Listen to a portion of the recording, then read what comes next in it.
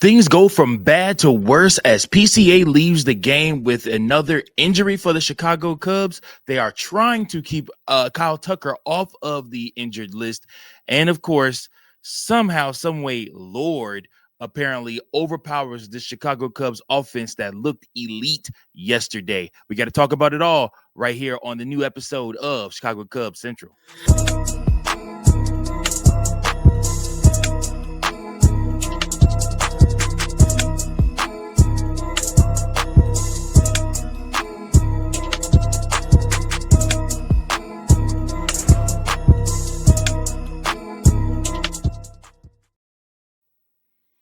Welcome in, everybody, to another episode of Chicago Cubs Central, your number one spot for all things Chicago Cubs. I'm your host, Mike Jones. Thanks so much for tuning in to on today's episode. Make sure that you do me a favor. If you love this channel, if you love the Chicago Cubs, go ahead and hit that like button. If you want the Chicago Cubs to win the World Series, hopefully, then go ahead and hit that subscribe button. And last but not least, go ahead and hit the bell notification so you do not miss a single episode of Chicago Cubs Central. Remember, this is your number one spot for all things Chicago Cubs and the official voice of the Chicago Cub fans. So let your voice be heard below in the comments section. That is what it is there for. Let me know your comments on this episode and your thoughts on these topics. So all Chicago Cubs is what we're talking about. And we're talking about how there was all Washington Nationals pitchers in this game. That's right. Matthew Boyd actually takes another loss.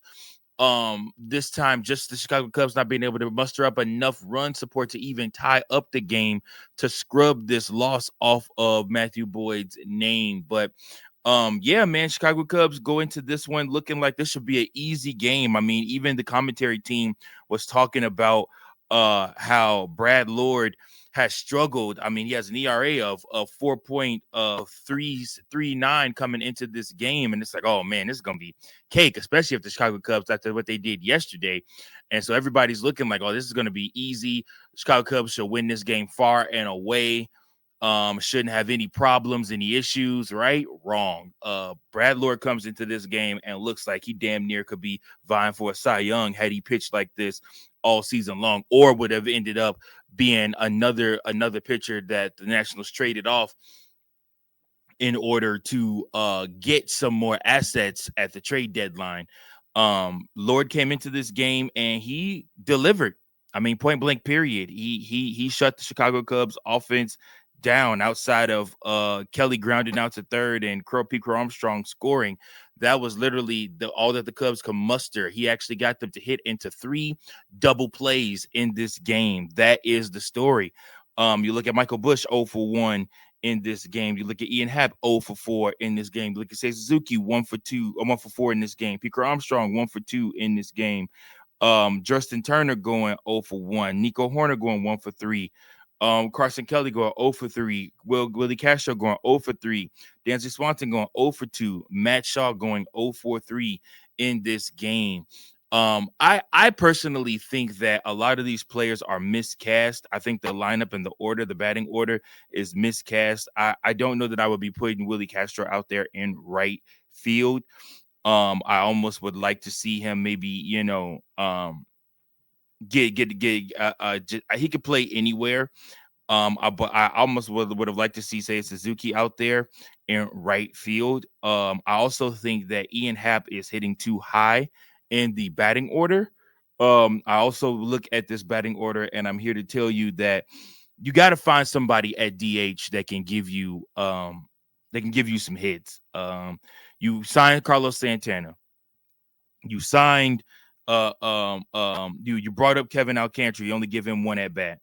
And then you look at, I actually don't give Kevin Alcantara any at bats. You actually have Justin Turner pinch hit for him. And then you look at, where Carson Kelly's hitting. Honestly, I think you possibly could put Matt Shaw higher up. I still don't like Michael Busch hitting leadoff a lot, honestly. Like I said, I think he struggles there. But you just look at the construction of this batting order, and you just say to yourself that, you're missing some opportunities here. And one of those opportunities could be to have Owen Casey get some time, get some ABs. I mean, I understand we're going to talk about Kyle Tucker in our third topic of today. But I look at Owen Casey, who's in Chicago and could potentially be activated, and I look to myself and I say, like, I don't really care to see Carlos Santana taking any ABs. I mean, like I said, if you're not going to play Kevin Alcantara for the full game, which you'll probably end up playing tomorrow for PCA. But I look around at these things and I say to myself, like, you got Matthew Boyd, who's in a Cy Young season, and you can't muster up a second run so you can keep his record at least clean. I mean, that's a struggle to me. That's a struggle for me to understand, and that's a struggle for this team. Like I said, so you look at this and you say to yourself, Chicago Cubs got some work to do still, yet and still. They are 81-61. It's not all flowers, not all roses. I thought this might be an easier series, especially after they performed on Friday, but they came back today and just were not able to perform in the same manner. Again, I mean, it wasn't like the offense of the Washington Nationals overpowered the Cubs. It wasn't like Wood came in and hit 3 home runs on the Chicago Cubs off of Matthew Boyd. If that was the case, I'm like, yeah, tattoo that loss on Matthew Boyd. That's on him. But I mean, he did more than enough to win this game and shut this team down. And the Cubs offense just was not able to muster up anything. A lot of these guys taking walks and then getting hit into ground down to double plays, and that's the story of the game, and that's the story of how the Chicago Cubs lost this one. So they will try to recreate what they did on Friday, on Sunday at 1:20 when they face these Nationals one more time. And it will be Colin Ray up against Andrew Alvarez. Andrew Alvarez is 1-0. Does not have a ERA at all. He has a whip of 60. He has only pitched 5 innings. And then Colin Ray is 10-6 with a 4.30 ERA, a whip of 1.34, and he has pitched 136 innings. So we'll just have to see what happens with that. I think the Chicago Cubs hopefully can come through and get the win. If not, like I said, we will see what happens. But the Chicago Cubs got some decisions to make, man. Like I said, because we got injuries to talk about. Another injury right after these messages. I have been talking ad nauseum, and I still will continue to talk about the product, the brand that has changed my life and can change yours too. What's that product? It's Dubby. It's an all-natural energy supplement that you can take on the daily to help you get through those urges, those moments when you want to nap, then when you hit the cliff, or if you had a long night the night before and need to get through another crazy day of the hustle and bustle, the 9 to 5, whatever you got going on. Dubby is your energy drink. That's right. Not to mention, when you buy a container of Dubby, it actually equals out to almost $1 per drink. You can mix it in with whatever you want, whether that be a juice, whether that be a water, whether that be some type of other energy flavored drink, whatever you want, you can mix Dubby with it and it will do the trick for you. Guys, I don't understand what you're waiting on. Dubby takes care of everything for you. All you have to do is go on to the Dubby website and place your order. And at this time, when you do that, all you have to do is put in Cubs Central Pod 2024. That's right, Cubs Central Pod 2024. And you get 10% off on your Dubby order. That's right. Listen, guys, I'm telling you right now, Jitterless Energy. They have all different types of different flavors for you. Dubby has what you need. Be better with Dubby.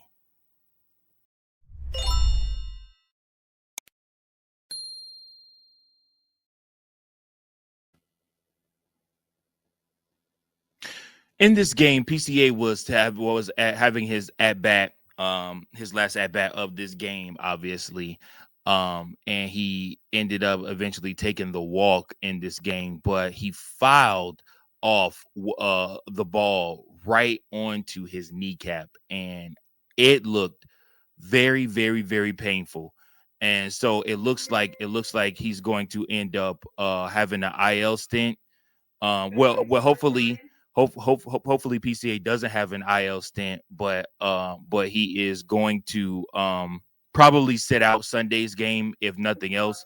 So it's very important that he ends up taking care of that injury and that he ends up just getting better. As you heard my wife come over the loudspeaker, never putting Alexa in your basement where your studio is. But yeah, so we it looked nasty, honestly. It looked very, very nasty. He looked to be in pain. When he slid in, when he tried to slide into second, he immediately popped up and sat there and looked over at the dugout and did one of these numbers like "take me out." So he looked to be in some pain. Hopefully he'll get some treatment after the game, but that's the even bigger loss in this one if we end up losing PCA for any amount of time, considering we already are looking at Kyle Tucker still not being able to play, which is the last topic of today's game. Of today's episode. Kyle Tucker, they're trying their hardest. Craig Counsell said they did see improvement today. He does think that they could get around this without having to put Kyle Tucker on the injured list. So they are trying their hardest to do that and to avoid giving him any time on the injured list. So just sitting him out and letting it rest. So we'll see what happens with that. But you could potentially be without for a week or so without PCA and without Kyle Tucker if the Chicago Cubs do decide to IL either one of those guys. And we just hope that not, because you got to go up against the Braves in Atlanta for 3. And that's going to be a tough series down there in Atlanta. And then coming back from that, like I said, you have you look at that, you got Atlanta, then you got Tampa Bay coming into Wrigley, and then you go to Pittsburgh, and then you face the Reds, and then the Mets, and then the Cardinals, and then it's over. So that's the end of the regular season. So you definitely want to try to position yourself as best possible. So like I said, it does look like Bruce Levine just reported that PCA had an MRI on his knee. It's clear. The MRI came back clear, but he is very, very sore. So he's listed as day-to-day right now. So we'll see what happens with that. Get some treatment on it, and we'll see what happens. But that's the episode for today. I appreciate each and every last one of you guys for tuning in. Thanks so much. It was Derek Lee Day today, and Derek Lee's 50th birthday. He was in the building. So I need you all to do me a favor. Share your favorite Derek Lee moment in the comments below. Derek Lee is one of the Cubs greats. Him and Sammy Sosa both will receive their blue jackets on Sunday. We'll probably do an extended episode Sunday night into Monday, just talking about the greatness of Derek Lee, the greatness of Sammy Sosa, and what they mean to baseball. Hopefully the Chicago Cubs can get a win tomorrow and win this series. We'll see what happens with that. But listen, I appreciate each and every last one of you for tuning in. Thanks so much. Until next time, go Cubs, go. Peace. Thank you for watching another episode of Chicago Cubs Central, the #1 spot for all Chicago Cubs content. Remember to like, share, subscribe for more Cubs content.